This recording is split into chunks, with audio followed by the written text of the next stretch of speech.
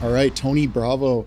Okay, I was just doing some research for the episode and looking back to when we first recorded together was episode 82. And so we're damn near 100 episodes between since we last talked. It's crazy. Wow. I know, right? It's wild. Pretty cool. I can't believe it. So welcome back. And like I just said a minute ago, I just want to dive into your craft, your new craft of knife making and bladesmithing and whatever you want to call it. What is the pro name for it? What do you call yourself? It's just a bladesmith. Yeah, cool. Cool. All right. Before we talk about bladesmithing and making knives, making weapons, let's give a little bit of backstory, a little bit of history, who you are, where you came from, what you do, kind of thing. Yeah, sure. So, born and raised in Southern California, and started in the trade as far as line work in 2002. So that's where I learned all my work ethic and everything that's contributed to today, right? In building knives and everything. So I started in line work as a groundman and then became a journeyman lineman roughly 4 years later. Got an apprenticeship after 6 months. And I worked outside construction for a while. And about 10 years into it, I came to the utility. And I've been at the utility since. And after that, I got into supervision, got out of the field, got into supervision, and had a little more time on my hands. And I'd lost a blade that I had just purchased and decided to make my own because I was pretty pissed. I'd spent $400 on this blade and pretty pissed that I lost it. So I got into knife making. Since I got all this time on my hands, since I don't work the OT anymore, I started dabbling into that and started making blades and really dove in hard, man. Started buying machines and really investigating what it takes to make good steel, how to make Damascus, and just took off from there, man. Remind me how you got into line work even? What's that? Remind me how you got into line work? Like, how did you find the trade? When we were in high school, my buddy's dad was a lineman for the local utility out here in California. And he kept asking us about what we were going to do when we got out of high school. So we were all like, well, we're going to go to college, Stan. His name was Stan. And he's all, well, okay. Well, if you guys are ever interested, this is another opportunity over here, right? We're just like, oh, cool, whatever, Stan. We're not going to go climb poles and mess with the electricity, We're going to school. So we all started going to school. There was 3 of us. And we all went to school. After 2 years, I was like, kind of not digging this. My other 2 buddies kept going. They kept playing football. They graduated, came back, and then we all decided to go sign the books, to go become groundmen. And it took off from there. 2 of us made it. 1 decided to go a different route. And so me and my buddy Vic, he's still in the trade as well. And that's where it started. It all started from the, family friend. Cool. Who told us about it, and we got into it and we really enjoyed it, and we're like, yeah, this is it. This is the ticket right here. So you start diving into trying to figure out how to make knives, make blades. Where did you start? I started just on YouTube, kind of crazy. School of YouTube. Started on YouTube, right? Yeah. It's like you could do anything on YouTube. So I started there, just started looking at what I needed, what's the minimum requirement to make a steel blade. And I started there. Obviously, the first steps into knife making is where most people start off is grinding a blade out of a piece of steel or cutting it out and then putting your bevels in and doing all that. And the heat treating, there's a little more to that. There's more of a science to the heat treating, and we can get into that a little later. But that's how I started. I ground out a couple blades, put an edge on them, heat treated them, and put a handle on them. And I was like, okay, that looks cool. As I got more into it, that's when I invested in the forge and started forging my own steel and forging the blade out. Because there's benefits to both. Explain the difference between forging and just stock. Yeah, so if you're doing it's called stock removal. If you're doing stock removal, which is great because you get really good at grinding, I think anyone that wants to get into knife making should start there. Gets you familiar with the grinder, gets you familiar with how much pressure to apply and hand placement and all that, right? Because you're going to need to grind anyway, even after you forge a knife. So it's a good starting point. But the difference is to me, is if you take a piece of steel that's, yay big, right? And you cut out your blade, you're wasting a lot of steel. That's how I look at it. So now I can take a smaller piece of steel and bang it out, forge it out, spread it, lengthen it, and do everything with the hammer. Now I'm actually not wasting steel. I'm using the steel, because steel's expensive. And obviously you want to make a profit. It does require a little more time, but it also adds to the craft, and it adds to the art, right? Like I didn't cut out a blade out of a piece of steel. I forged it out. So it kind of gives the customer a little more, right? Like, wow, this guy actually put a hammer to it. What do you need for forging? For forging, you need. And what does that process look like? Yeah, so you need your heat source, right? So you could use an old style coal forge, which is a little more difficult to use and not practical for urban living. Sure. But, unless you got a coal plant next door. Yeah. But I use a propane forge, so that's my heat source is propane. And you need. I've seen guys, sorry to interrupt you, but I've seen guys with like an electric forge as well. Is that something that they just stick the metal in there and it's heated up right away? Like, how does that work? One. You have one? Called an induction forge. Okay. And crazy. You could stick a piece of steel in the coil, and it'll be white hot in about 20, 30 seconds. Damn. Incredible. And then after that, which is really cool, you could touch the coils and it won't burn you, man. So it's just the metal that you put in between the coil that heats up. That's wild. Do you use it quite a bit? Yeah, I do. So I keep that one here at the house. So my propane forge is at the shop. Okay. And I keep my induction forge here at the house. So if I need to tune up something, if I'm working at the house, and because I still do work at the house, I do my leather work at the house and finish work at the house. So if I need to tune up a knife, like, oh, that doesn't look right, I'll throw it in the induction forge for 20, 30 seconds, beat it, and done deal. So it's really cool. What's some methods to like beating the steel to not have it warp or have it split or crack or things like that? I don't know all the things that can happen to it, but what's your suggestions there? So there's different hammers. Each hammer has a purpose. There's peen hammers, which spread. There's rounding hammers that's also spread. There's flattening hammers. Every hammer has a purpose, right? And you got to know how to hit it, right? You got to kind of use that common sense that, even in line work, we all learn, it takes a lot of common sense.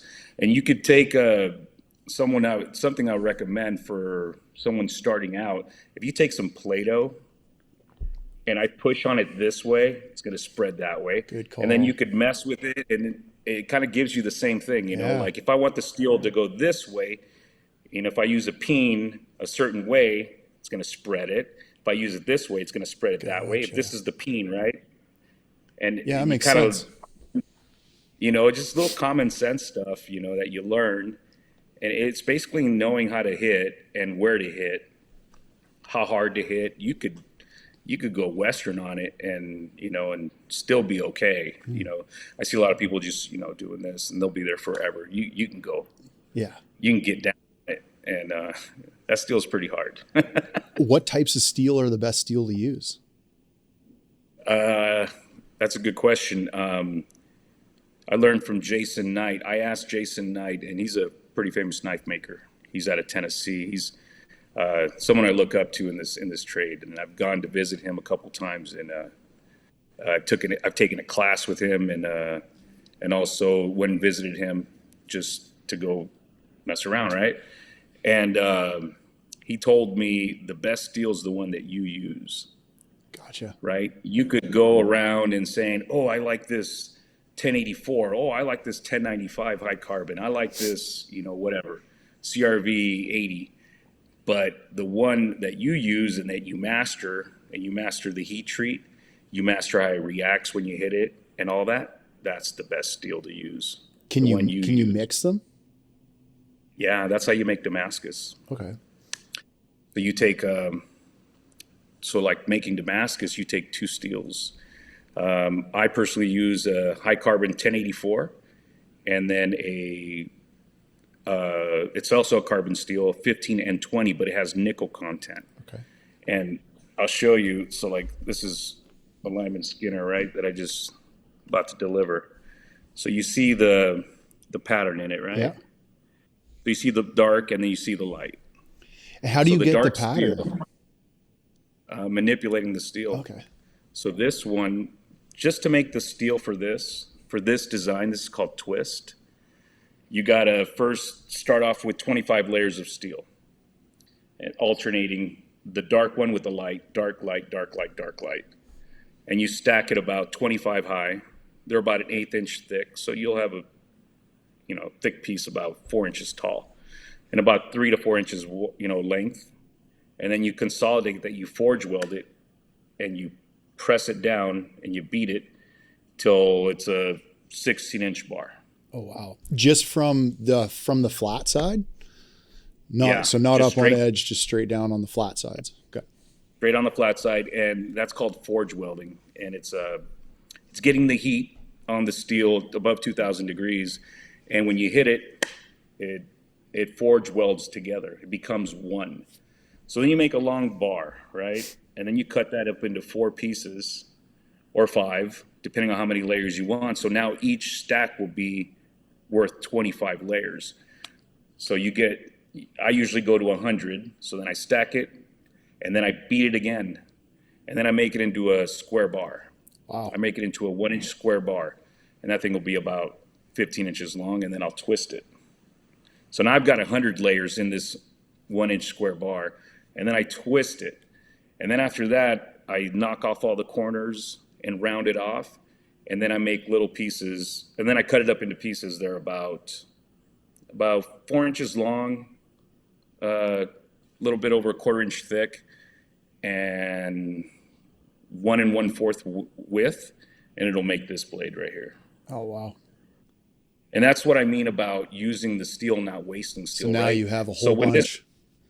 Yeah, exactly. When this started out, it was about that big, Yep. and I banged it out, right? And that makes that blade. So those are the benefits to forging. You could take advantage of all the steel, but to make the steel for that blade, you're looking at, if I was in the shop all day, every day, probably 2.5 days to make the steel. Dang. And how many blades does that get you? Ish. Out of that first stack of 25, I'll get like 8 blades out of it. Dang. That's crazy. Yeah. Yeah, that's where all the time goes. All the time goes in making the steel. After you make the steel, it's go time. You just forge it out and then grind all the grime off and heat treat it and put a handle Is on there any benefits like edgewise or something like that as like to forging versus stock, whatever you called it, just ripping on it? it. You're talking about like strength of the steel? Yeah, like strength of the steel, and then when you put an edge on it, does one hold an edge better than the other? That sort of thing. Oh, that all goes to your heat treat. Okay. There's different steels heat treat at different temperatures. So your heat treat is what's going to give you your hardness of the blade, and also different steels retain an edge better, right? Like that's 1084 high carbon steel. High carbon steel tends to retain a better edge, Okay. but it's not corrosive friendly. It's a high maintenance steel. Gotcha. You got to oil or it like a lot or like whatever. Just keep it you got to clean it, never put away wet. Yeah. Throw some wax on it. Like a stainless steel blade, you could throw that in the dishwasher. Yeah. And be okay. So depends, and that's what I tell people. Like, if they want like a chef blade, I tell them, well, are you going to take care of it? Because if you're not, I wouldn't recommend high carbon. Yeah. Let's go stainless steel. But yeah, it depends on how you are with your blades, if you're going to take care of them or not. As far as edge retention, though, a lot of people, they misuse their knives. You could really mess up an edge, but the high carbon will retain a good edge, even if you bang it around, it's okay. But if you have a nice edge geometry, you can get the edge back really quick. Because a lot of times people think that their edge is, like, oh, it's dull, whatever, and it's usually because it's just rolled a little bit. The edge is so thin that you won't see a roll. You won't see it in the eye. You got to deburr it and strop it on some leather, straighten out the edge, and it's back to normal. I got one of those TikTok made me buy it knife sharpeners, the roller one. Yeah. Have you seen that thing? I forget what it's called. It actually works not bad though. I like it. Well, yeah, my buddy has it because he asked me about it. Yeah. And he has it, and he says it's cool because it's straight on, right? So it's like just rolling back and forth. So that's how he maintains his edge. And I said, hey, if it works, It works for the kitchen blades, the nice straight knives or whatever. Yeah. Like, it's not going to be the best for like a lineman skinning knife or anything like that. But those nice straight, that one can't do it. Yeah, or a bread knife. Going back to just getting started. So, what are the essentials then for just getting started? Like, what did you start with, and like, how did that progression kind of go? So you need a grinder. Okay. You need a grinder. Like a stationary grinder or hand grinder or what? You could do it. I've seen guys start off with just a what do you call it? And a table vise or something, like an angle grinder and a table vise. Grinder and a vise, and then you just start going at it and getting their edge, and they get really good. I didn't start like that. I built my own grinder to start off with. So what the industry uses is called a 2x72 grinder, and it's a 2-inch belt by 72 inches. Okay. And you can add attachments to it. But when I started, I made my own, because they're like, you could get up to $3-4 grand to buy one. So I made my first one thinking, what if I don't like this, right? I'm not going to go spend $3-4 grand on a grinder. So I made one for about $300, bought a motor, just a single phase motor, and put the pulleys on there and just out of YouTube. Yeah. Saw a guy do it. That's awesome. So I built my first grinder, and that lasted for a while till I got real serious, and then I, made the investment in a good grinder, spent the money. But you definitely need a grinder. Like I said, the heat source, you need a forge. You can buy a propane forge. They sell them pretty cheap. There's one that's called Mr. Volcano. It's a little thing, but it'll do the job. You can probably get that for about under $200. Propane tank, with a regulator, and just you could start there, and then just a quench tank for your oil to quench the knife for heat treating, and then you can do the heat treat in your oven, your conventional oven in your kitchen, if you really wanted to, But that's the basics. Yeah, that's the basic. I've got thousands of dollars invested now, in a kiln that's regulated heat, for my heat treating, because that's the most important thing is the heat treating. You can make a badass blade look beautiful, and then if your hardness isn't right, your heat treating isn't right, it's pretty much worthless. Cool. So that you got to get spot on is your heat treat. Yeah, I want to talk about that in a second. So the shape of your knife, is there like templates out there? Or did you just like the first one's just hand draw something and figure it out? Pretty much. Yeah. Pretty much it's hand drawn, take a look at it, do I like it? Do I not? At first I did start off like that. I was looking at other people's blades. Oh, I kind of like that. Oh, that looks wonky, and then kind of just work on your own. But now I just draw them out. And I say, I like that, Do you still have your first one? But, yeah, I do. It's in the garage right now. I have it was actually, it's pretty ugly. It's huge, bro, but it's cool. Yeah. Like no edge geometry whatsoever, man. It's just thick, but it's badass. I put a, antler on there for the handle. Hell yeah. Just a weapon. Yeah. If anything, it'll just tickle you to death, man. Yeah. just nice and thick. It's pretty cool. I should have brought it. It's in the garage right now. How did you land on the shapes that you currently design and do? Like, I know you got the Lineman Skinner. Obviously, I know where that comes from. How did you did you hand draw that at first? And is it a template now that you have and you make them? Yeah, now it's a template, but even now, for example, I'll make them different shapes and different lengths. Like, for example, you got the one that's finished, right? And you could see the difference. It's a lot longer. Oh yeah. Well, longer, but I change it up for the customer, That's kind of cool. Like you'll say, hey, I want a longer one or wider or whatever. Sure. And then we'll just go there. So this one is for a large dude. He says, you got a big hands. Yeah. He goes, and I want a long draw, I want to really get on it. So made that one a little longer. But yeah, template wise, no, I just know the shape now. That's like my specialty now. Like I don't have to look at nothing. I can forge it out and then, refit and then just refinish it in the grind, like, okay, too much of a hump here, take that off. Yeah, I don't use a template for that one anymore at all. Have you tried making like underground skinners, like a little more straight? And what are some other styles you've tried making? I haven't made that one yet. I haven't. I was asked to make one, and I'm gonna make one. I'm gonna make one like an underground, just a straight blade. Those are pretty cool. But other than for line work, that's the only one I've made for specific to line work, is the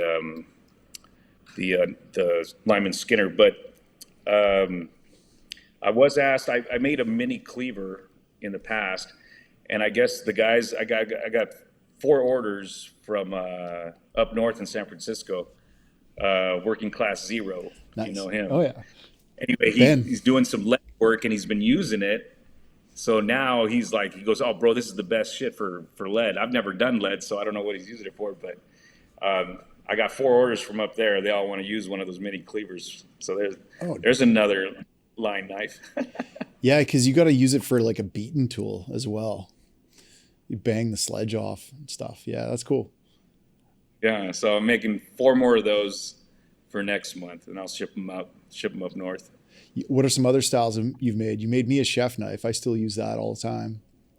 Yeah. So chef knives, I make cleavers. I'm not too into swords. They require a lot of time, and if you want to make a business out of it, you got to really charge, and it's a lot of money. But not too into swords, but I am making 3 machetes right now, which is kind of close to a sword. Yeah, definitely the length. So one thing I want to talk about is we talked about it a little bit on the last episode, but let's chat about Forged in Fire. How did you get that opportunity for being a guest on or a competitor on Forged in Fire? Because you made a sword on that, and it seems like extremely difficult because of things like keeping it from warping or bending just because of sheer length, and then cracking and things like that. So yeah, anyway, talk about Forged in Fire experience a little bit.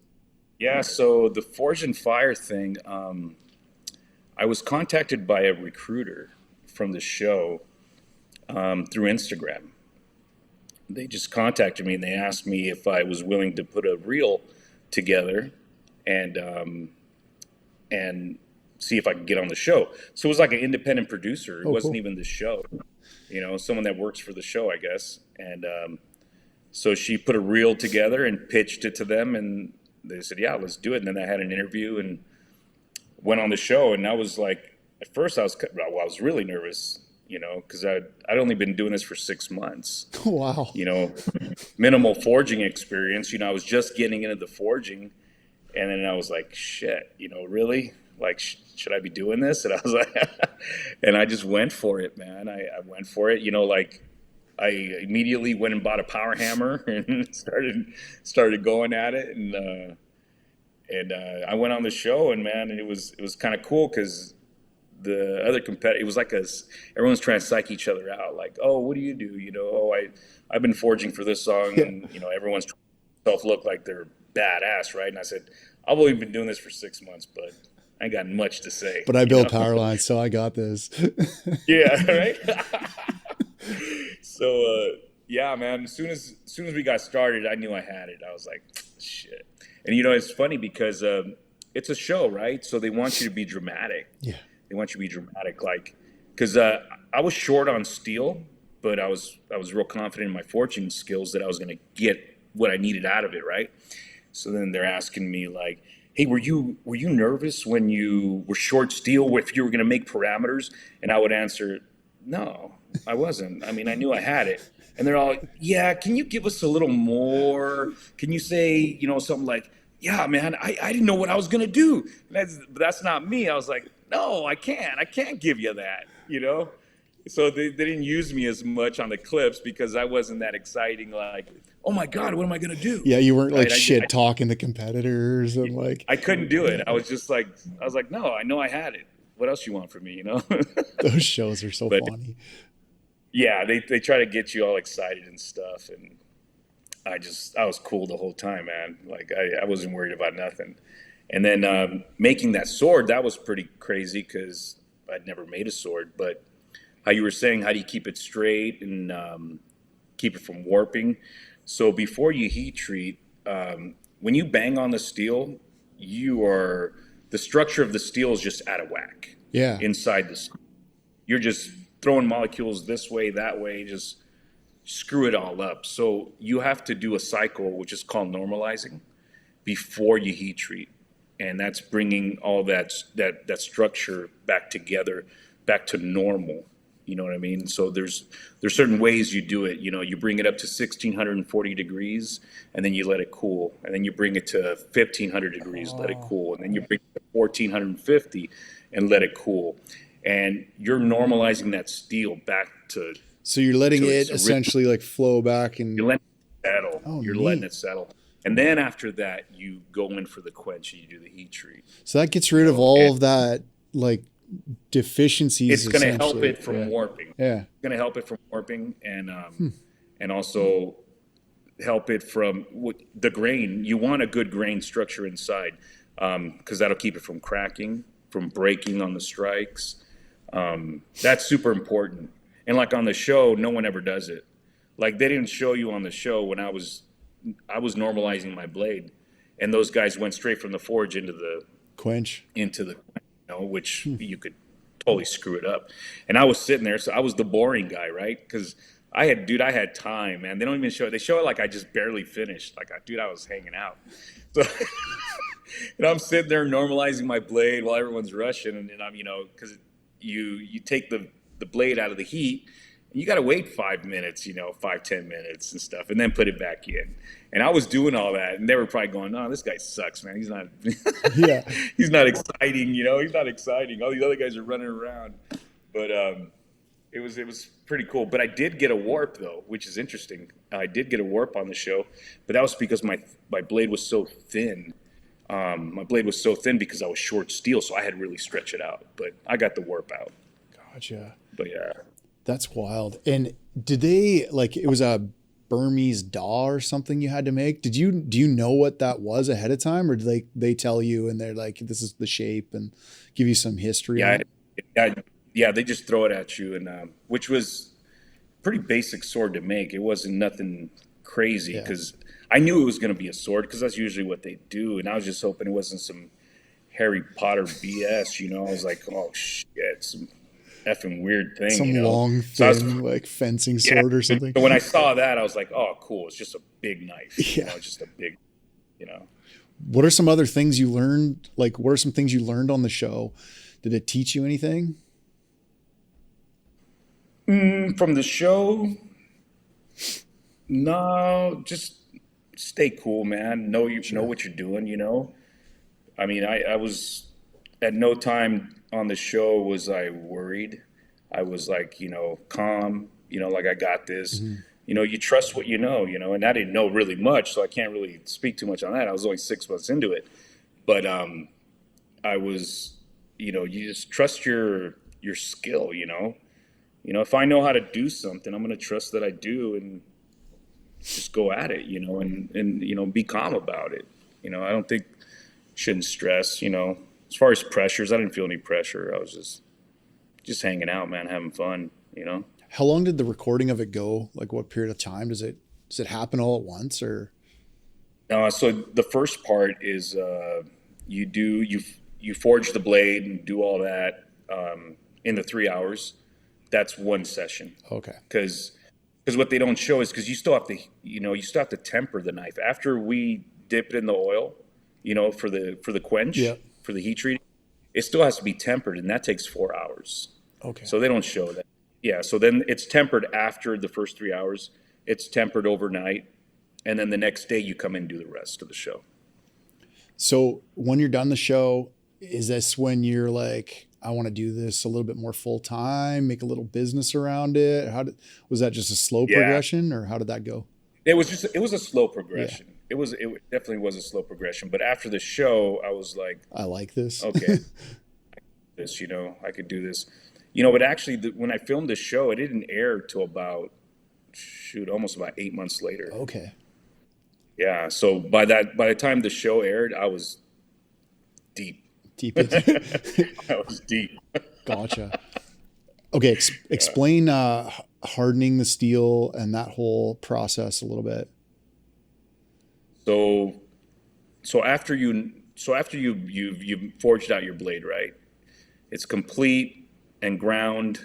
You're gonna do your normalizing, like I said, three sessions. And at this point, 16 you've pretty much got a blade that looks pretty Pretty much you close got to the the blade. finished product. pretty close to what you're going to finish as far as your thickness. You don't want to heat treat too thin because you still have to grind off the mess you're going to make from the heat treat.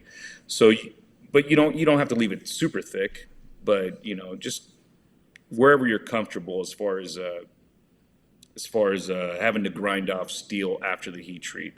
And you can heat treat thin, and I've seen guys that heat treat super thin, which is cool. It's whatever you're comfortable with. But Like, I what would are you start talking off- about for like a good normal thickness for a blade? Like, if you're going to make a hunting knife or a skinner or something like that. 1/8 inch. Okay. 1/8 inch is about right. You don't want to go too thick. You can't if you're using like a camp knife, something you're going to beat on. Sure. To cut some wood. Yeah, I wouldn't go 1/8 inch. Minimum. Maybe 5/16 or something like that.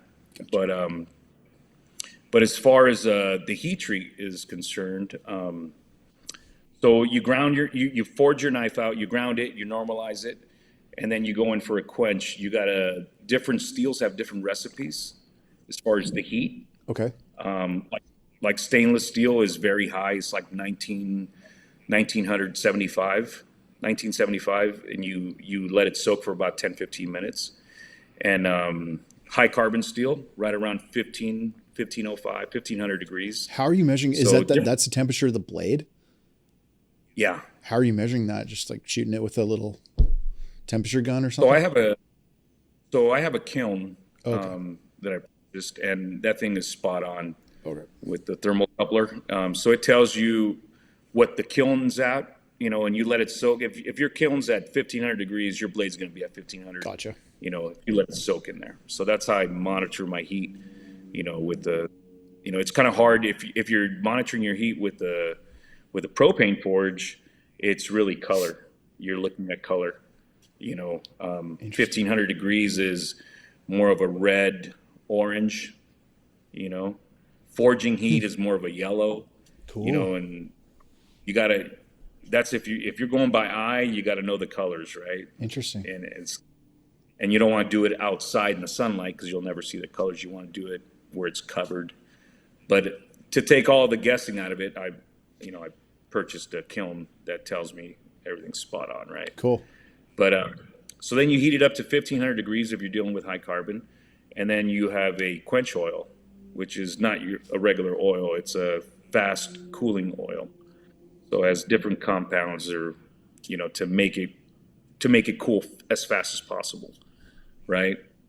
You do that and you let it cool, back to normal temperature.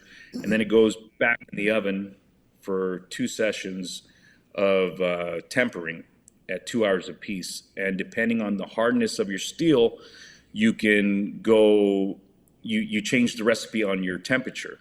So I usually go for 400 degree temper, which there's a hardness scale, and that's a whole another thing.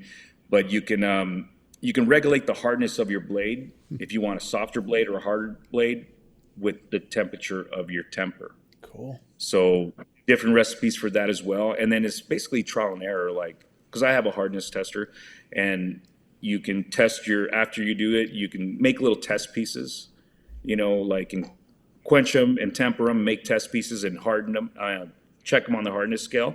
And then that way you have a recipe for each one. If I want a 60, on the HRC, I use this recipe. If I want a 58 HRC, I use this recipe. And it's, you can get deep into it, Interesting. But different recipes. There's a lot to learn. Yeah. A lot to learn. But what are some common mistakes that people make that could be avoided at this point? I think in knife making, it's just moving too fast or getting ahead of yourself with when there's processes of when you put the handle on, when you might forget to grind a piece that's under somewhere you can't get to after you put the handle on. It's getting ahead of yourself, because that was my first thing at the very beginning. I was moving ahead where I should have done another step. And I was like, oh shit, now I got to figure out how to get under and grind this piece off and do that. I think that's it. It's just moving a little too fast. Just really take your time with it. Yeah, take your time and learn the process. And have everything in, your order of how you're going to do things. Another thing too is working on too many things at one time. Like you got all these blades here, and you go, oh, I'm gonna do this, do that, and then you just focus on one, get it done, and move to the next. Gotcha. But I still tend to do that. I'll like right here. Well, especially if you have multiple blades on the go. Yeah, I've got 3 of them right here that I'm working on right now. There you go. But but now I'm at the point, like on these blades, I'm at the point where I'll be working on one at a time to finish this one. This one's pretty cool. That is cool. I was gonna say. That's neat. Is that like a camp knife or some hunt knife or something, or kind of like a fighter? Okay, but a smaller fighter. This is to do damage if you really wanted to. No shit. Yeah. So you got it heat tempered, good to go. When do you sharpen it? I've seen you sharpen etching too. Explain what that is. Yeah. So after you temper, then you're going to do your final grind. So you're going to grind all the grime off. Okay. Because you're going to have a lot of scale formed from the heat and the quench. So you got to get all that off. And you got to get what's called a decarb off also. Because if you don't grind far enough, your pattern won't be as vibrant. There'll be like a layer of decarbonization that you want to get rid of. So you have to grind all that off. What kind of grinding disc are you using for this? Well, I use my belts. Oh, your belts. Gotcha. I use the 2x72 belts. And then I'll start off with like a 60 grit. Gotcha. And then start progressing up, But that's the main thing is you want to grind it flat. Make sure it's completely flat. I have a surface grinder to get it completely flat. So just in case there was a warp, but more importantly is so you got a straight knife, right? Yeah. So, and then it gets all the grime off, and then you start grinding in your final bevel.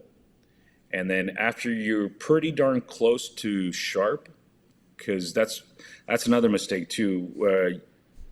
When people are grinding, they stop too soon. So now when after they finish the knife, they're going to do their sharpening. They got a real thick bevel, So you want to grind to where you can almost call it sharp, and then you hand sand, and that's the worst. You're there for a few hours hand sanding. Always comes down to the hand sanding, hey?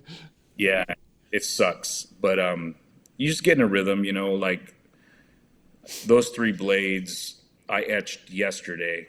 And the day before, which was Sunday, I spent about 3.5, 4 hours hand sanding them, And then yesterday I etched them, and that's a whole nother process, because they sit in the acid for 20-minute sessions.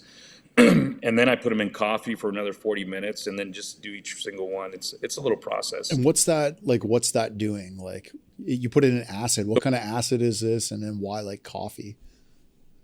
So what it's doing, it's oxidizing the steel. Okay. So remember, you got the black steel there. That's the oxidation. Gotcha. Right? Okay. And because they're different steels, one's oxidizing different than the other. Exactly. Gotcha. And then the silver part is it has a nickel content and it resists the oxidation. Gotcha. So that's how you get the two colors. That's why you use the one that has nickel and the one that doesn't. Cool. And then so that resists the acid and it stays silver. And the other one takes on the oxidation. Now, do you know or have a good idea of what the pattern is going to look like or be like, or are you surprised every time? Kinda? No, that's the art. Okay. Because you're manipulating it. Excuse me. You're manipulating it, and you got to know. Like, I draw it out, But right now, I'm only making a few patterns. I'm making twist, and this one's called Maidenhair Damascus. Cool. And this is the twist. Neat. Right? Yep. And then the one that's just all over the place, that's just random. That's just beating it and you get what you get. Gotcha. Right? But I am working on I haven't made my own patterns. That's kind of hard to do. There's guys out there there's some artisans out there that's just incredible. And they see it in their head. They say, if I do this, fold it this way, cut it this way, forge weld it again, I'm going to get this. And you're like, wow. I mean, there's some amazing guys, but the next pattern I want to make is called a feather pattern, and it actually looks like a feather. Oh, neat. It's pretty cool. Oh, Yeah. wow. So that's the next one that I want to master is the feather pattern. But that one is pretty difficult. The failure rate is pretty high, but I want to get that one down. It's pretty cool. Have you got into like balancing the knives, like trying to figure out balance on them and things like that, or? Yeah, I mean, it kind of just happens, bro. Sure. Like, it kind of just happens. Like, you want to find your pinch point and, right, where it gets balanced. And it's just depending how long of a knife you're using, or you're making.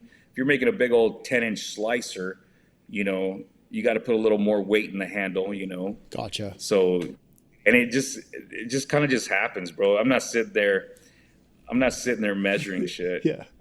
I'm not. I go for it and I go, damn, that came out all right. You just kind of, okay, this is longer over here. So, use a denser wood or maybe add a spacer that has a little weight in the front, Gotcha. And it just comes, I don't know, it just comes out. What do you like to do as far as finishing the knife goes? Like, what kind of woods do you like using for handles and some other like finishing things that you like? Yeah, so like on the woods, I use they're all stabilized woods, so they won't change. They shouldn't change shape from moisture and stuff like that. So they're treated. The wood that I buy is treated, and I use maple burls, bog oak, some alder. I use all kinds of different stuff. I use a guy, I forget what. I think he's in Pennsylvania. I forget. Anyhow, I use, through Instagram, I follow this guy and he makes some great looking woods. And so I order all my stuff from him exclusively. Oh, neat. So you can like the colored wood and stuff like that. He already is like making the colors. You just buy oh, that's neat. Cool. Yeah. He dyes it. He does everything. He stabilizes it. So they infuse it with epoxy, so it'll be, hopefully it never changes shape, That's kind of cool. So, yeah. And then obviously the date nails, explain what those are just for anyone that's not a lineman. And listen, it's kind of a cool touch that you do for yours. Yeah. The date nail, for the most part, they, come out of poles and they're also on railroad ties, but, dating the pole, when it was installed. There are different nails, right? That mean different things, But it was my first knife that I made, my first Skinner. The guy actually said, "Hey, do you got any date nails?" And I said, hell yeah. And that was it. I was like, I'm going to put date nails on all my Skinners, you know? And that's how it all started with the date nail thing, you know? The guy asked me if I had any date nails, and he wasn't talking about his knife. He wasn't talking about his knife. He was going to give me some date nails. He goes, hey, you got any date nails and this and that? I got a bunch, you know, if you want them. And I was like, dude, I'm going to not only take your date nails, I'm going to put it in your knife, you know? It's such a cool touch for a lineman. Like, that's such a cool idea. For sure. You get your... You know, especially if I got your year, you know, you might have a special number, special year, you know, it's kind of cool. Special I'm year, running low, though. or your local, if your local's in the 2 digits or something like that. That's pretty cool. Yeah, it's a neat little touch that you've got going on there for that. That's pretty, it just customizes it and specializes it, make it individual. It's kind of neat. Yeah. Your little signature. Mm-hmm. Yeah, for sure. Are there any other things at this point that are like, hey, if you're going to try this, just pay attention to this. You know, if you're going to try making knives, pay attention to doing this. Yeah. As far as tips or advice, if you want to start making knives, start reading this book. Just simple knife engineering. Cool. It teaches you about heat treating. It tells you what the steel grain should look like. It gets really deep. When it says engineering, it really gets into how steel is made up. Sure. You know, and it also teaches you about heat treating. Because I'll go back to heat treating, man. That is the most important thing about making a knife. Gotcha. Is your heat treating. I mean, there's guys that don't make knives and all they do is heat treating. You know, like when I first started doing this, I was paying a guy $15 a knife to heat treat. You know, I'd take him 10 blades and $15 each. Wow. You know, that's crazy. Because that's his craft. Yeah. You know, because he had the kiln, he had the regulated heat and all that. Not until I bought one, you know, I had to go buy one, and then I stopped using them. You know, started learning how to do it. But yeah, that would be my one advice: knife engineering. And the second piece of advice is just go and do it. So there's another thing that Jason Knight says as well. You got these people who ask all these questions. Hey, can you tell me about martensite in the steel and this and that? And he's like, what do you want to know that for? Yeah. Why don't you go bang on the steel, you know? Go do it. Go do something first. Just get started. Yeah. You know, that a lot of people they over-engineer stuff, you know? They over-engineer, well, what would happen is this or this. Like, do me a favor. If you want to start forging a knife, go get any piece of steel, I don't care what it is, heat it up and bang on it, learn how the steel moves, and start doing it, you know. Yeah. It's no different than, you know, in line work, you know. Everyone's looking at that stupid stick. I could do that. Why don't you try doing that? Why don't you try doing that? It's like, you want to get up here and do it? And my thing is, hey, do me a favor, just get started, bro. Yeah. 100%. Right? Just go do it. Go get started and do it. That would be my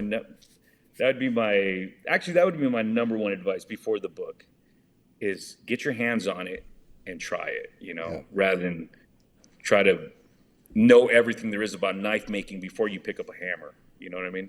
And it seems like you don't have to get crazy with tools and stuff, you know, at first either. Like you can really get away with some bare minimum stuff. Yeah. You could sharpen anything. Right. You could take a piece of steel and sharpen the shit out of it. It's not going to hold an edge good, but if you wanted to get started and you didn't have the capabilities of heat treating or anything like this, you know, get a piece of mild steel, heat it up, bang it into a shape of a knife and grind it out, and it'll do you fine. But even like you said, find somebody that, you know, if you want to start, find somebody that could heat treat it for you and just pay them, you know, 15 or $20 to just at least get building the blade part down first and go from there. Yeah. It doesn't have to be fancy. Hey, I like that. Yeah, no. And anything, I mean, even just to learn how to move the steel, you know, just blacksmithing, make a bottle opener, go on YouTube, man. Yeah. You know, if you're fortunate enough to have someone around you that does this, you know, like there's a guy up here about 20 miles from me who actually taught me the very beginning of how to move steel. I'd go up to his shop and he goes, here, start banging on this. I'm gonna tell you where to hit it. You'll see the way it moves, and it seems boring at first, right? Like to say, we're not actually making anything. I want you to hit it and watch the way the steel goes. If you hit it with this hammer, which way is the steel going? If you hold it like this, which way is the steel going? Seems kind of boring, but it's not, but if you pitch that to someone, no, well, I want to make a knife. Well, how about learning how to make the steel move first? 100%. There's steps, I guess the same thing with like the anvil as well. Like if you got an anvil, different parts of the anvil, you can do different things to the steel with too, depending on how you're hitting it, right? On the rounded part, or you're trying to put a little, fingers place for your finger in there or something like that, or whatever. Everything has a purpose. You got the horn, you got the edge of the anvil, like I have one of my edges is rounded off for a purpose, and to make this hook, I'm banging on the horn. I don't know if you've seen any of my videos. I'm banging on the horn and bringing this down. And that's the first step, is bringing this down, and then I start widening, So, the anvil is definitely important. Everything has a purpose. Yeah. They didn't make it like that just because it looks cool. Yeah. Yeah, for sure. Yeah, and I watched a few YouTube videos as well, and like you're saying, manipulating the steel, like you can manipulate the whole shape of the point and the blade. Like you can do all of that with the hammer and anvil too, which I never clued into that before until I actually saw it either. That it makes total sense, because it's not like they had grinders back in like the medieval days to make their points and make the shape of the blade, whatever it was. They had to bang that out. So I don't know. That's kind of cool. You could try that as well. Try banging out the shape of your blade. You're going to learn some stuff like that, because that's going to take you a while. Oh yeah, no, and the benefits too is like when you have a pattern, and let's say you made a Damascus piece of steel, right? And it's whatever, yay big, and let's say you cut out your blade out of it, which is cool. But if you forge it, the pattern will go with your forging, right? Gotcha. So it'll follow your line, it'll follow your line. So there's times where you don't want to forge out the blade, and that's a whole another thing called mosaic patterns. Mosaic patterns are pretty specific in how they're placed, and you don't want to distort those too much, because then you lose your pattern. Those blades you do cut out. After you make your steel, you cut them out because you don't want to distort your pattern. But those are very meticulous patterns, dude. I follow some guys on Instagram that work weeks on a pattern, and they're cool with it. I'm like, fuck that, excuse me. Yeah. And they're totally cool with it, man. But they also sell their blades for like $6,000. Yeah. So, okay. Yeah. You got time. They don't mind working out for 3 weeks, and then they make enough for like 5 or 6 blades. Yeah. But dude, you'd be surprised what a market is out there.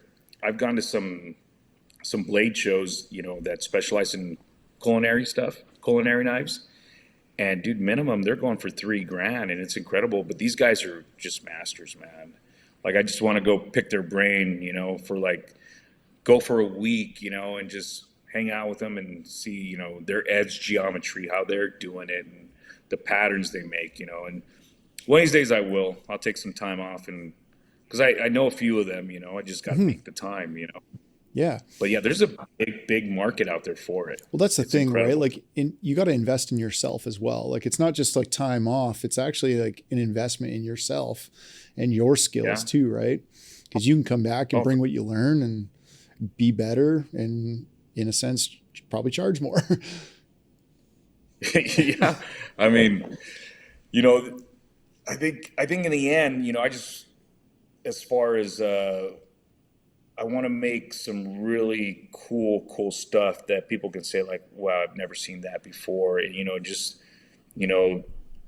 be considered like, not just like a bladesmith, but more like an artist, It's kind of cool. Like, wow, this, it's a different craft, it's just a different craft that I want to attack and try to be the best that I can be at it, If a famous chef picked up one of my knives, when I finally get there, and he says like, wow, this thing is just laser. It's a laser. That would be the ultimate, like, all right, cool. I really love too how you have this like little corner of the market with line work and Lineman Skinner knives as well, because it's unique too, right? Like it's merging the two worlds that you love into something, you know.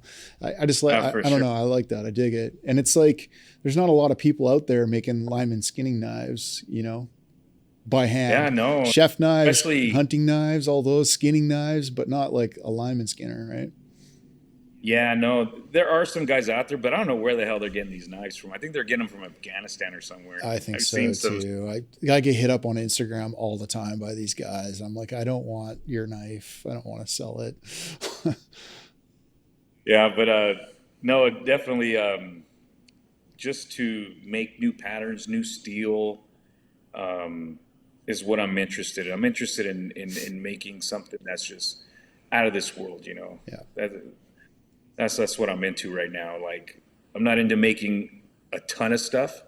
I just want to like really focus on the art part of it, you know, the artistic part of it. And I really, more and more. I really like the way that you're documenting your process too. And like you're making as many videos as you can. And I think you should like my advice to you, I think you should lean into that as well, because you're good at talking to the camera and you're good at describing the stuff that you do, which again, like there's not a lot of people documenting the process either. And heck, like pay one of your kids or some 14-year-old kid in the neighborhood to hold a camera for you and get some more of that footage and edit it for you in CapCut or something. Cause it's pretty cool. It's neat. And I think you could, you know, do well that way too. Yeah.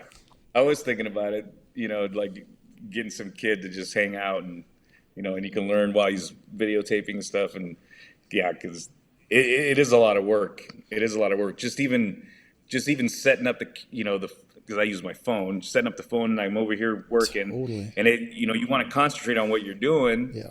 And then you're like, you know, and you got a couple blades in the forge and you're over here trying to video and you're like, shit, go here, go there, go there. It kind of throws you off a little bit. You do need somebody. You really do. Dude, you're in, you know? Like, honestly, I think you could probably just throw a message out on your Instagram account and get somebody, like you're in the area for people that like make content. It's a little harder to get somebody like that in Houston, I think, but like in LA and in California in general, like it'd be easy to find somebody to hold a camera for you because everybody wants to hold a camera in California. That's all they want to do. You could literally find some neighborhood kid that's just a wizard on it, to be honest, and would love to do it. Yeah. Yeah. The next Martin Scorsese, he's out there. Heck yeah. Absolutely. All right. This has been a cool conversation. What's next for you? What are you thinking? What's the next piece you want to start building or working on? So I'm going to really, obviously the Skinners are my thing. I'll be making those forever. I'm going to really, like I was telling you about the culinary part. Yep. And going to see some people that I know that specialize in culinary knives. That's the next thing for me. The next thing for me is to really make a knife that just performs. And brother, I don't know if you've seen these food release knives where the starchy foods don't stick to them. Oh yeah, you know, that would be awesome. They got this. I'm telling you, these guys, they put this. It's the way they grind. It's called an S grind, and it puts this divot. So then the food, once it gets to that divot, it falls off. It has nothing to stick to, right? And that's a whole nother grinding art and how they do that and stuff. And I want to learn those grinds, and it's called an S grind. And, you know, you can make it for a right-hand knife or a left-hand knife, depending on which hand you use to put the divot in, you know? So I really want to get into that kind of stuff where I can make some high-end culinary knives, you know? Cool. Because I still have a lot to learn on the culinary knives, you know, just for different uses and stuff like that, you know. Been getting by, but I want to get better. I find culinary knives, you got to really pay attention to like handle placement and how that whole interaction between the hand and the knife works, because you can get to a point where you got to like, you almost lean too far forward. So you're like grabbing more of the blade with your hand than the back. Like, I don't know. I've had some trash knives that are just like, this isn't feel good. This doesn't work properly. You wouldn't think so. Like, you'd think it's simple, but it's not. Like, it is. People, and you got to ask the customer how they use it too, which I got to get better at. It's just, man, it's so hard, like when you're making a custom knife and you ask, like some people are indecisive, and it's like, hey, I got these examples of wood, which one do you want to use? And they'll take like a week and a half to decide, and you're like, oh my God, why did I ask, right? Narrow it down for them, bro. So I do want to what I want to do is create a profile. Yeah. So when you order your knife, you're going to pick everything. So I'm going to know right from the beginning what you want, how you like it, where do you hold it, everything, because when you start asking questions as you're building, oh my gosh, and you just deal with it. You're like, okay, yeah, sure. Just let me know when you know. Totally, man. It gets tough, man. It gets tough. Plus, it gives you an ability to go like, no, you chose this. Like if they complain about it later, it's like, actually, you chose it this way. So there's no complaint. So I'll make you another one if you'd like. But yeah, I like that. But yeah, it get a little tough, sometimes just waiting. But it's cool. I'm not in a hurry. Is there anything you wanted to mention that maybe I didn't ask you?